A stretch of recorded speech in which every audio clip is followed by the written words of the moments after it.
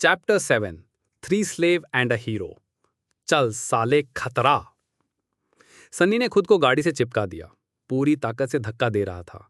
चार शक्तिशाली बैल जो उसे खींचने का काम करते थे अब मर चुके थे और उनकी जगह तीन थके हुए गुलाम ये काम करने की कोशिश कर रहे थे। सड़क की ढलन उनकी मदद कर रही थी, फिर भी गाड़ी की स्पीड दर्दनाक रूप से धीमी थी। उसकी तुलना में जालिम बहुत तेजी से हिल रहा था। हीरो को अपने नीचे के हाथों के एक जानलेवा वार से पीछे ढकेलकर उसने दूसरे दो हाथ अपनी गर्दन तक उठाए और उस जंजीर को पकड़ने की कोशिश की जो उसके गले में एक फंदे की तरह लिपटी हुई थी। लेकिन इस बार माउंटेन किंग का भयानक शरीर ही उसके लिए एक डिसएडवांटेज बन गया।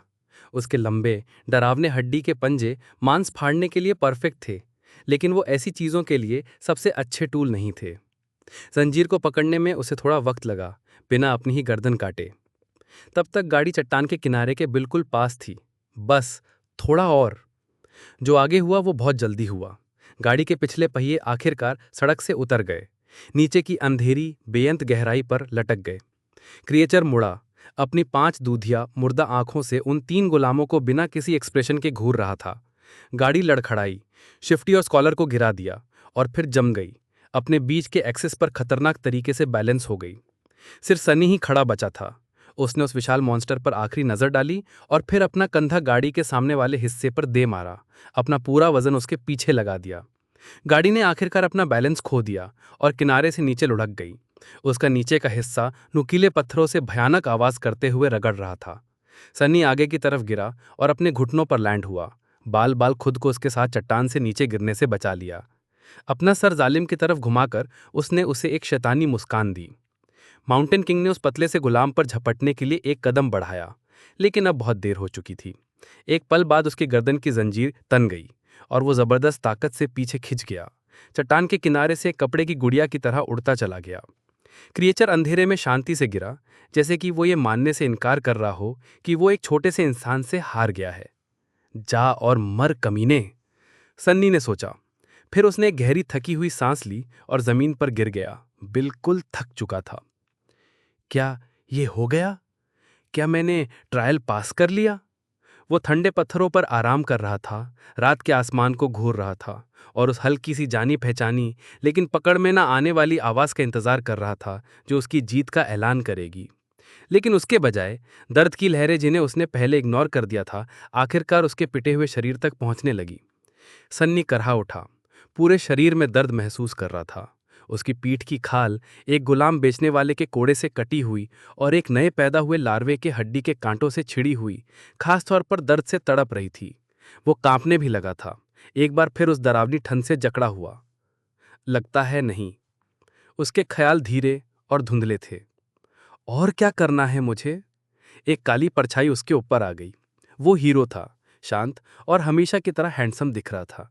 उसके कवच पर मिट्टी और खरोंचें थीं, लेकिन इसके अलावा नौजवान सिपाही ठीक लग रहा था। उसने एक हाथ सन्नी की तरफ बढ़ाया। खड़े हो, ठंड से मर जाओगे। सन्नी ने आहें भरी, ये एक्सेप्ट करते हुए कि उसका फर्स्ट नाइटमेयर अभी भी खत्म नहीं हुआ है। फिर उसने अपने दांत भींचे और धीरे धीरे अपने पैरों पर उठा, हीरो के मददगार हाथ को इग्नोर करते हुए।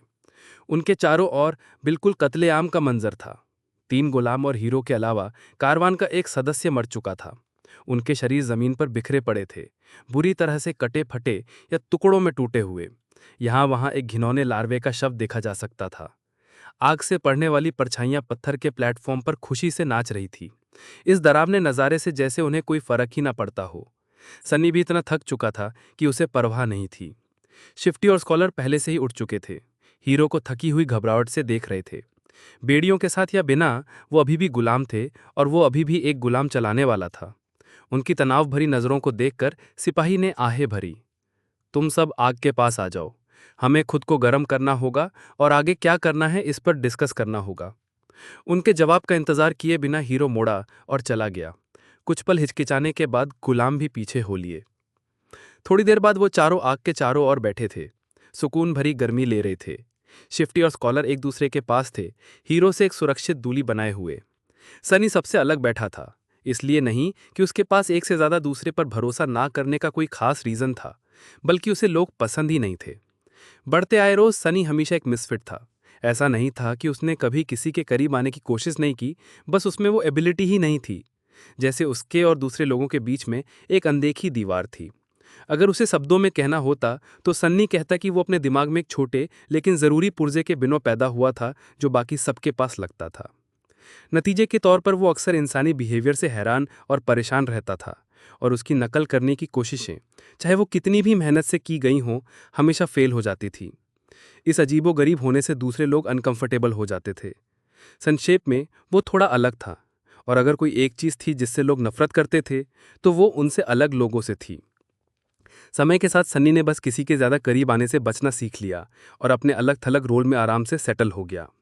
इस आदत ने उसकी खूब मदद की, क्योंकि इसने ना सिर्फ उसे आत्मनिर्भर बनाया, बल्कि उसे कई बार शेडी कैरेक्टर्स द्वारा पीठ में छुरा घोंपे जाने से भी बचाया।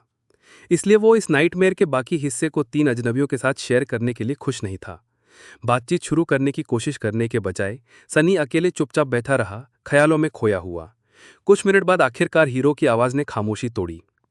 जैसे ही सूरज निकलेगा, हम जो भी खाना और पानी मिल सकता है इकट्ठा करेंगे और पहाड़ से नीचे वापस जाएंगे। शिफ्टी ने उसे एक बागी नज़र से देखा। हम वापस क्यों जाएं? फिर से जंजीरों में बंधने के लिए? नौजवान सिपाही ने आहें भरी।